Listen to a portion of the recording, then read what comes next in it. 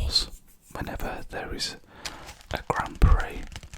We've just had the summer break, and this is the first one of these that we'll be doing, but there will be definitely more to come.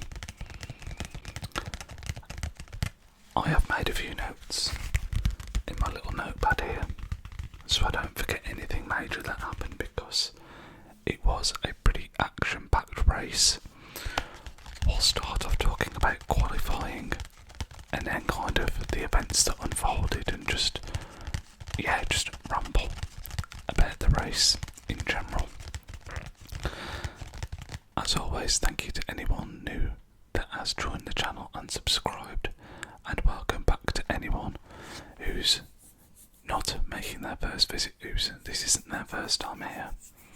Your support is always massively appreciated, and if you do enjoy this video, make sure to leave a like on it to help it find other people that might find this relaxing. So without any further ado, the 2025 Dutch Grand Prix.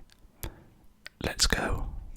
So, Zandvoort, the Dutch Grand Prix, is one that's been on the, what I would call the modern F1 calendar for a few years now. It got brought back after the success of Max Verstappen and just a big uptake in Ireland, in Netherlands, the big uptake in Formula 1 because of Verstappen's success.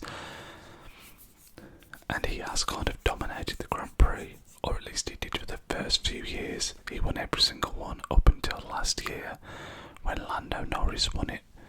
And going into this weekend, it was hard to look past the McLarens again. Zandvoort's a very old school circuit. It's very narrow, it's very hard to overtake. Qualifying is very important, and I think it's almost like a big go-karting track. There's lots of undulation,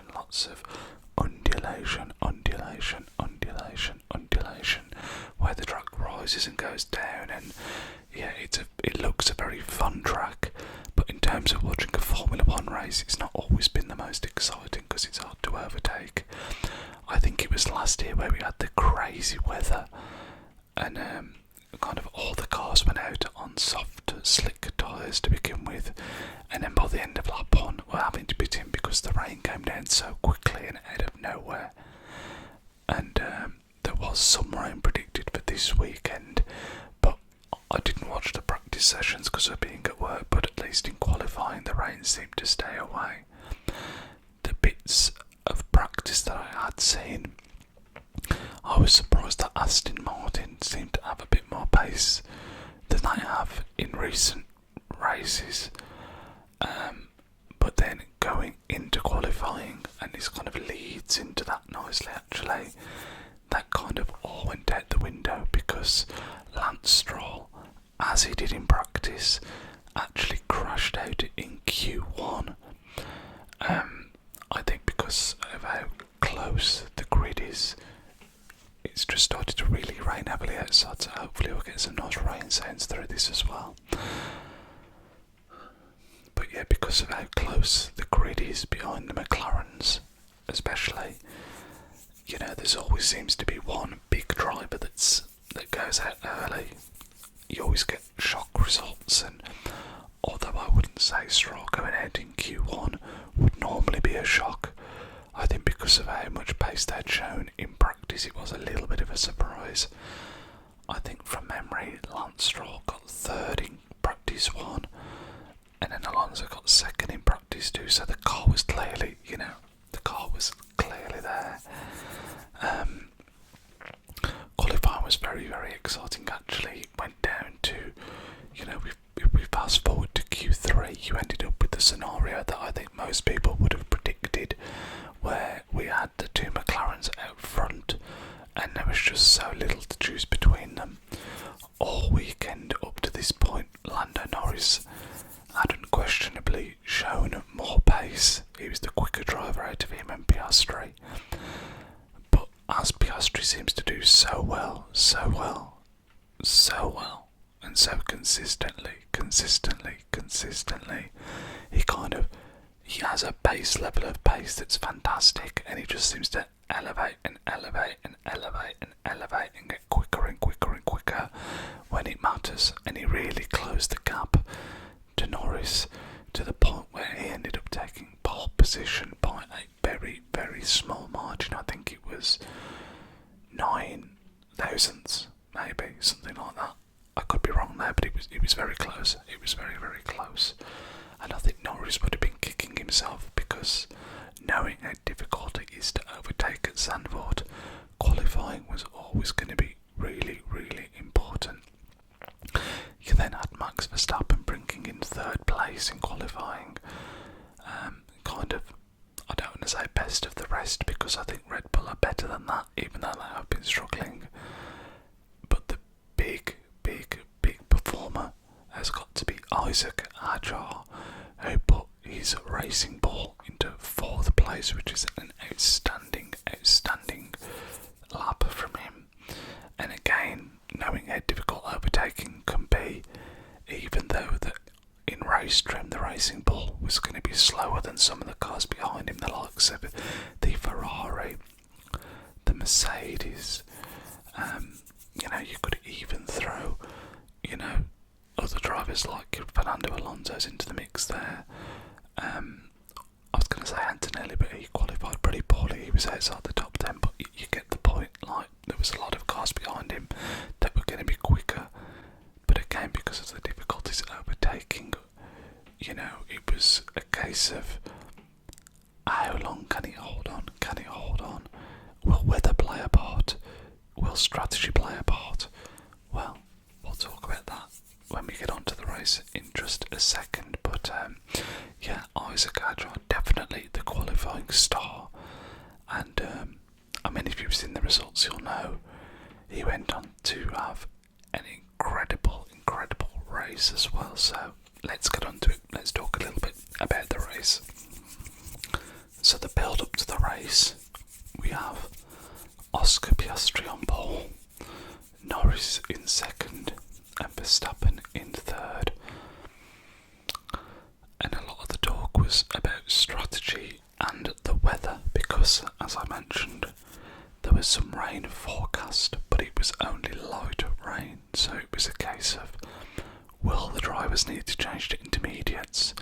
Can they stick it out on the dries? When will the rain come? How long will it be sticking around? Because there was a lot of talk of we'd start dry, then after 10 minutes there'd be rain, then after 5 minutes it'd be dry again, then after another 5 minutes it'd be rain. So it seemed like it was going to be very up and down conditions, and I was quite excited because they normally make for the best races when you've got the changeable conditions.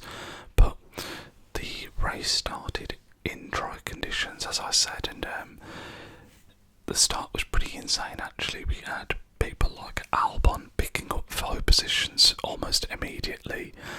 Portoletto had a terrible start where he almost seemed to, I don't think he did stall, but his car just, really bogged down majorly and he lost several positions. But what we've got to say is that Max Verstappen absolutely aced the start. He was on the softer compound tyre. He knew he needed to take advantage of that fact, and he pulled off a stunning move on Lando Norris.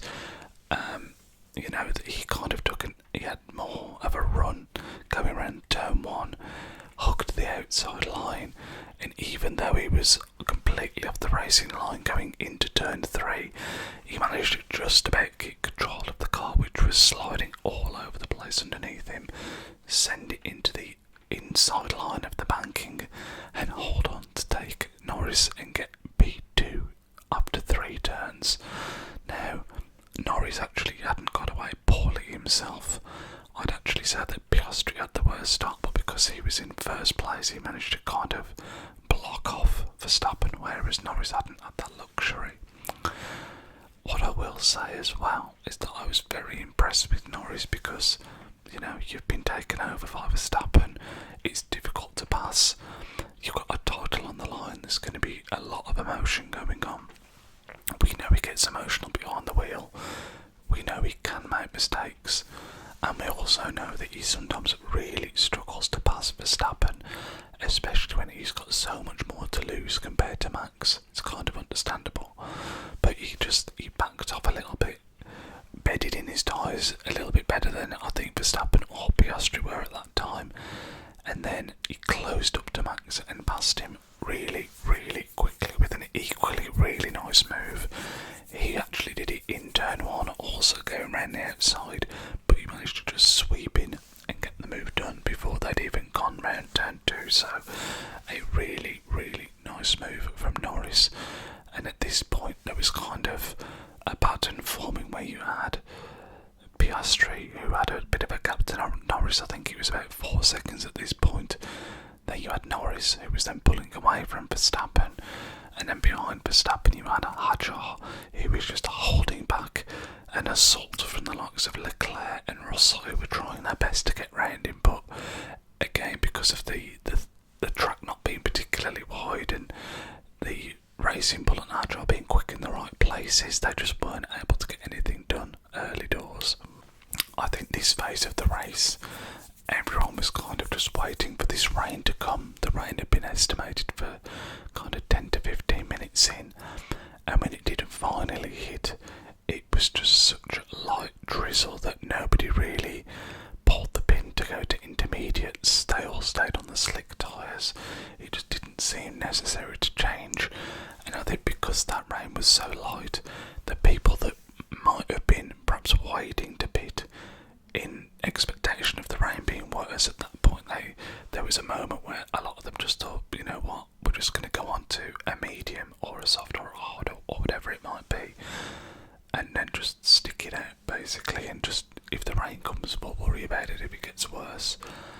So a few pit stops started to happen, and then the first major flashpoint of the race occurred when Lewis Hamilton comes out of the pits, and as he's going round the embankment turn 3, he gets his car on the there's like painted on adverts just outside the track, and he got his wheel onto one of those, completely lost control and crashed out, triggering a safety car, and just again a load more pit stops. And this was the first flashpoint of what would turn out to be a very, very eventful race. So after all the drivers had I say all the drivers, not everyone, but the vast majority of drivers took advantage of the safety car, pitted in all the front runners. And then there was another incident after the safety car restart, and this one kind of blew a lot of people's minds. I think there's a chance that this might have been overruled, but as I'm doing this, I'm not aware of that happening.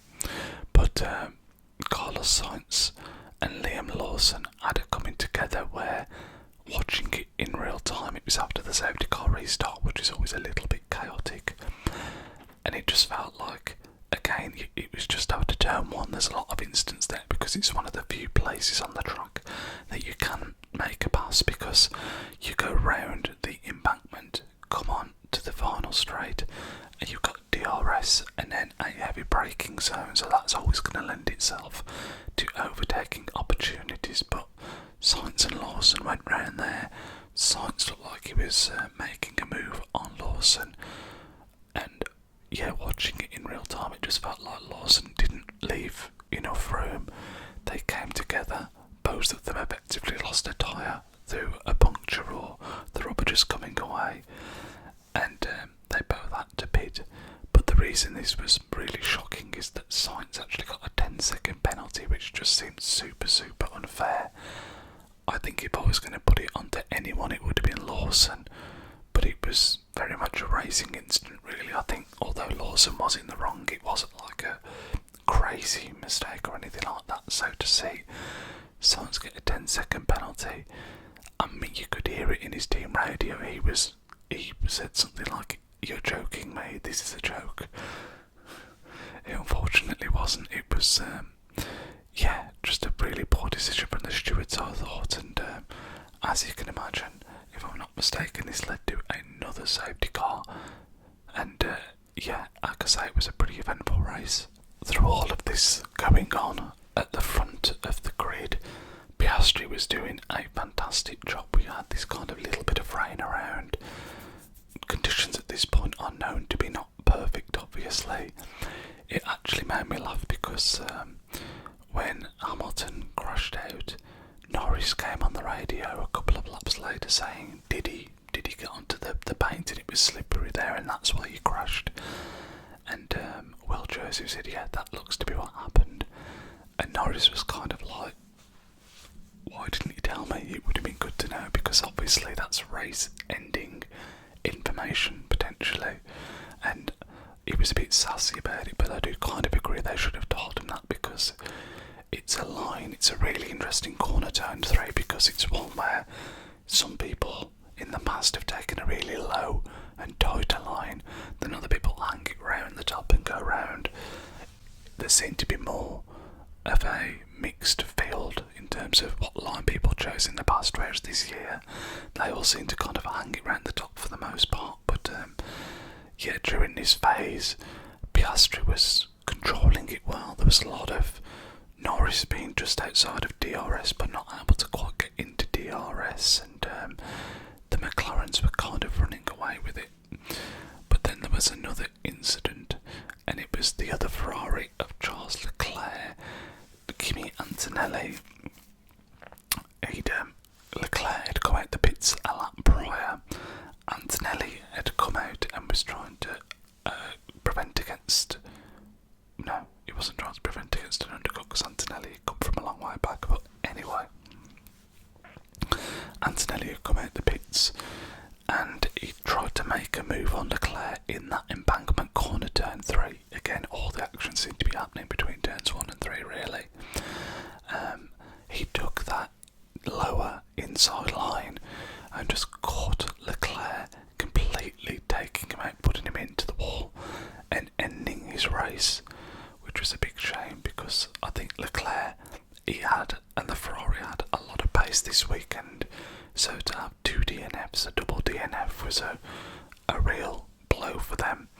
I think you look at Isack Hadjar, and he really was the thing that stopped them thriving, because Leclerc had made a great move on Russell. A great move on Russell early in the race, but was still struggling to get past Hadjar and close in.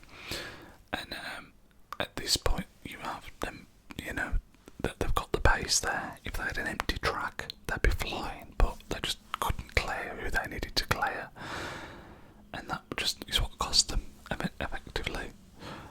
Well, I actually had them saying commentary.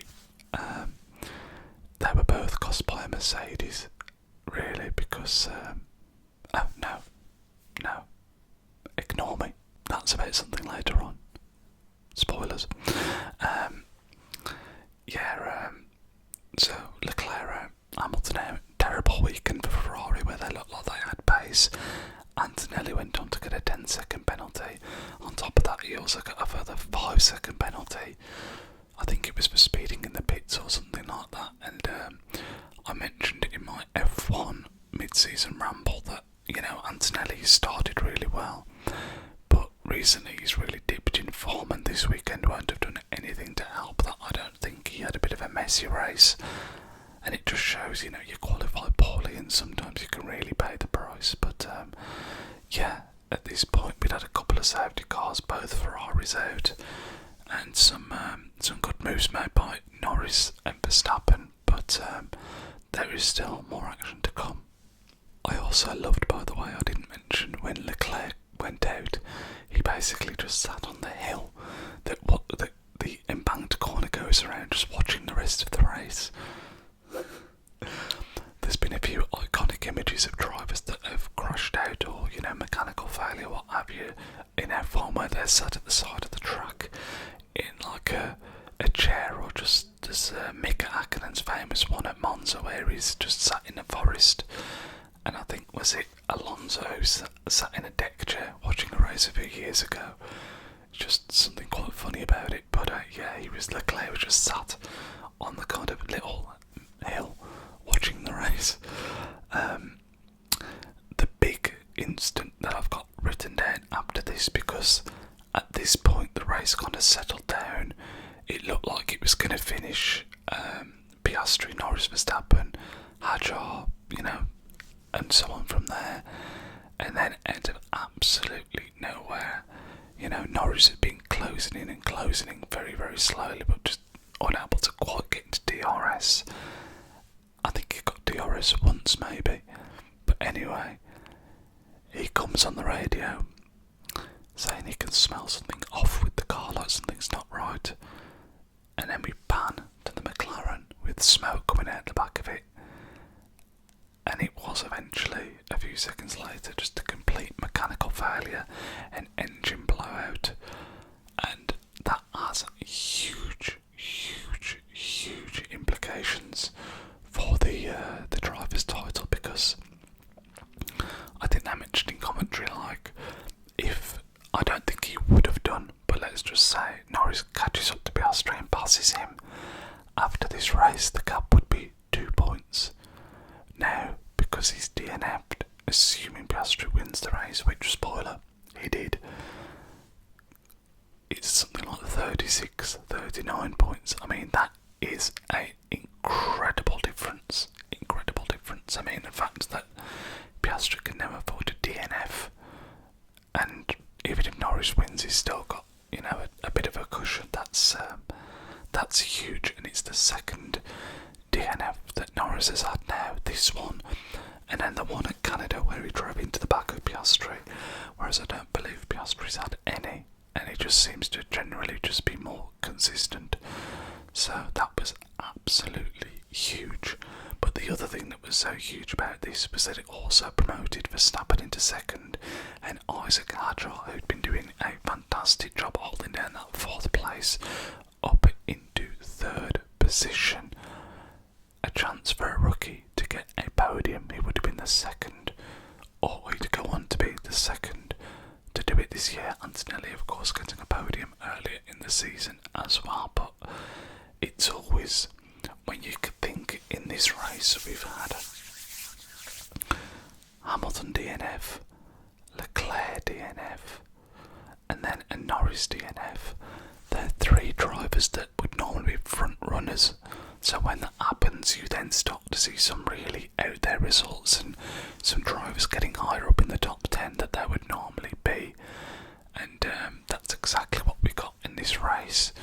But because that happened so near the end, I think there was probably 5 or 6 laps left when Norris DNF'd, when his car blew up on him.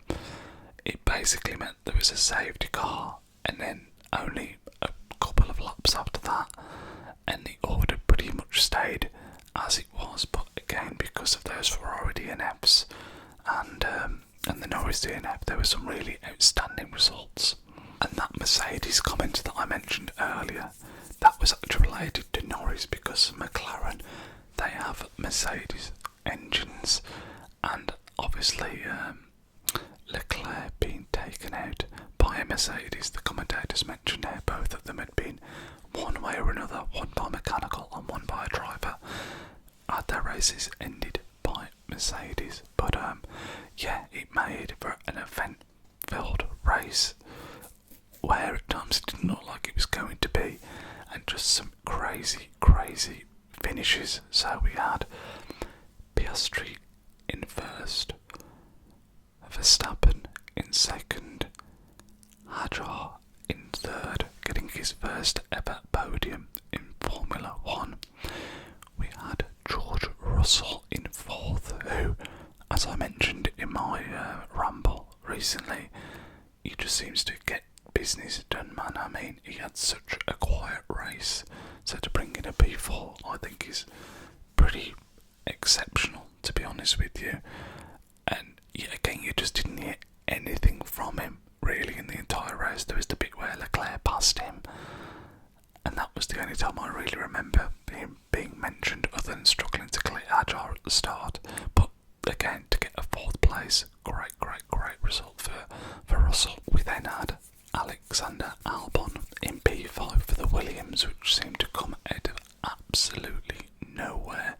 He had a really poor qualifying, so again for him to recover and get 5th, especially when his teammate Sainz had a nightmare with the incident with Lawson and not got any points, was, you know, a great result for him and the team. Sainz must be pulling his hair out. And we had Ollie Behrman in 6th as well, which again, an incredible result for him and Haas, so it really does show, a couple of DNFs really can shake up the field.